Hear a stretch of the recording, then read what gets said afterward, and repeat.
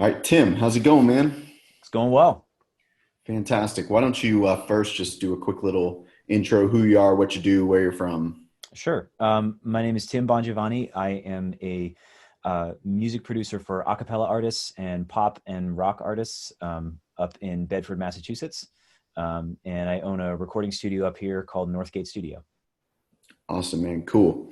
And why don't you describe for the people, like, what was your business like before us working together? What was kind of going on? What made you want to get help? Yeah, well, at the time, um, I had recently moved into this new to a new space. It was a bigger space, and my expenses had gone up, and I was going into a new year where I didn't really have I didn't really have a sense of where my next project was coming from.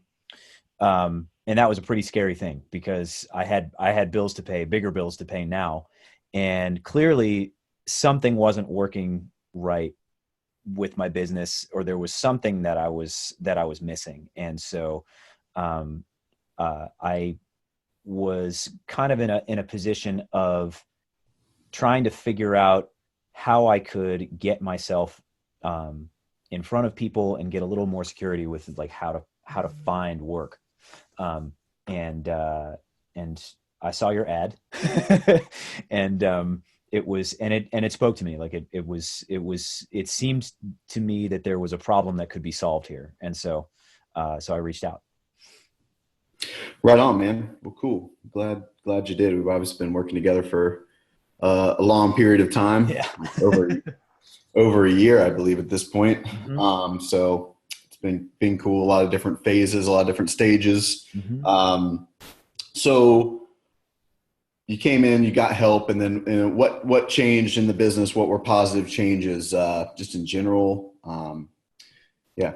So the first thing I think that the biggest thing for me was, and the most immediate change was the um, the work that we did on fear and the work we did on ego. Um, because what that enabled me to do was, first of all, raise my rates. Because I had been under this impression that some money was better than no money, and that and the amount of work that I was doing, I was always a little bit uh, of a second guesser as far as my own skill level, my own ability level, and was and considered my value to be very much in that. Like what quality of work are you able to produce? Okay, it's of this level. All right, that's where your price should sit. Um, and I the work that we did together um, started to change my perception around what that actually is. Um, and let me know that there are, it's got a little bit, I mean, it's got to do with the quality of work you can do, but then there's also this other piece which is a little bit more about who you are and who you are as an artist and as a person, and who you're going to resonate with. And then there was the portion of finding those people who you're going to resonate with on a on a on a musical level, and on a person to person level. That kind of changed my approach to how I wanted to find opportunities, and how I wanted to structure my fee structure and my business and everything like that.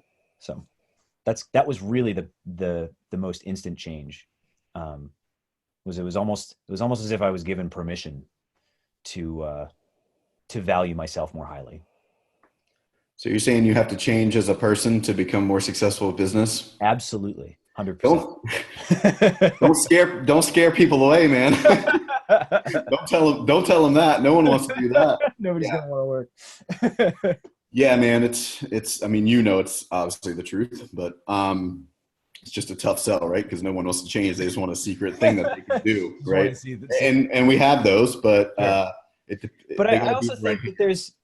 there's something to be said for, like, also it's not necessarily that I changed who I was. It's more that I started to see more value in who I was, and learned how to put that value out there in front of people to find out who resonates with it.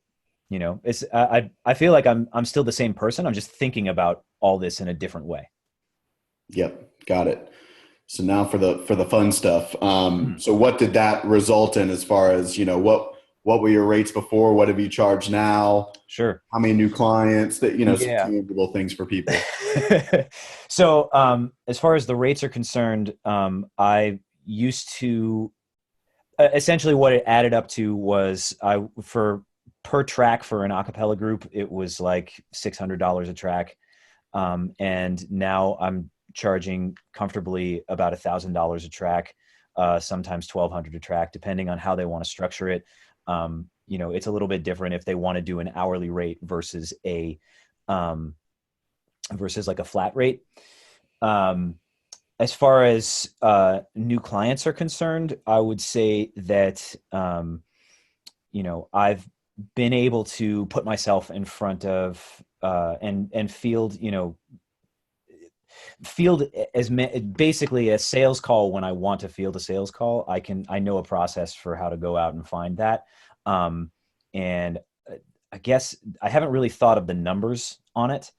But I would say that where I was doing, gosh, I mean, like I was in a place where I didn't know where my next project was coming from, right? So I would barely even say that I had one new sales call in a month, and now I'm doing, at least three, four, or five.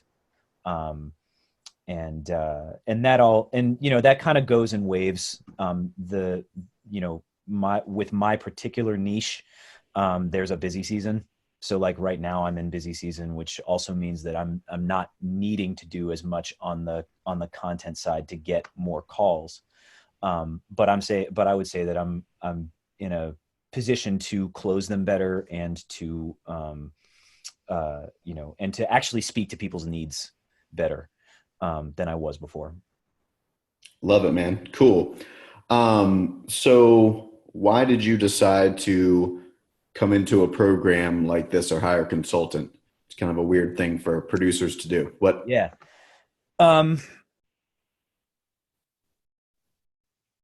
so I think that the main reason was because I knew that there was something broken. This is not the way businesses are supposed to run. And I knew that there was a lot that I didn't know about running a business. I had spent most of my time um, up till this point just working on getting to a point where I was happy with the quality of the work that I was putting out, but not really focusing on what it takes to be in business. And it would have been great to find that stuff out before I went into business, but I didn't. And so I found myself in a pretty, like I said at the beginning, it felt like a pretty dire situation. And I knew that I didn't ever want to be in that position again. So that I was going to need to learn. I was going to need to do the work that it took to gain a new skill, essentially. And I knew I would need help, and it wasn't going to be something that I could just, spend all of my time digging into on my own. Got it. What was your biggest fears about joining something like this? Um, that I would make the investment and see not see the results, and uh, you know, and in a way that was actually helpful, because it held me accountable. I kind of see that investment as actually being um, part of a motivator to actually, because I knew that I was going to need to make a change, and that I would have a guide for what things to change, but it was really going to be on me to make sure that my investment was worth it. The magic is in the recipe. Cool. So last quick little thing is just any advice that you would give to someone who was in your situation before, felt like they didn't have a process, it Mm. was dire, all that stuff. Of course, you don't have to just say, "Oh, hire Dan," but just something big, big takeaway that you got that you would love to pass on to someone else. Um, I think my biggest takeaway from this whole process has been uh, share your authentic self with your community, with the world, um, because there are more people out there who are looking to work with somebody like you than you think, um, and having and then on top of that, having somebody in your corner, having somebody who is there working for you to help you work for you is just in I mean it's extremely valuable, almost invaluable, I would say, um, because um, you don't know what you don't know, um, and and the it's everything will happen on a faster time scale than it would if you just had to go out there and do the digging through um, all of the information that might be freely available, right? I mean, there's tons of tactics and tricks and tips and everything, but until you have somebody who you can talk to who understands your need and can give you an idea of what they think would be the best step forward, it's going to take you a lot more time. Nicely said. Cool, man. Well, I appreciate you doing this, man. Have a good one. I'll let you get back to work. Yeah, man. Thanks a lot.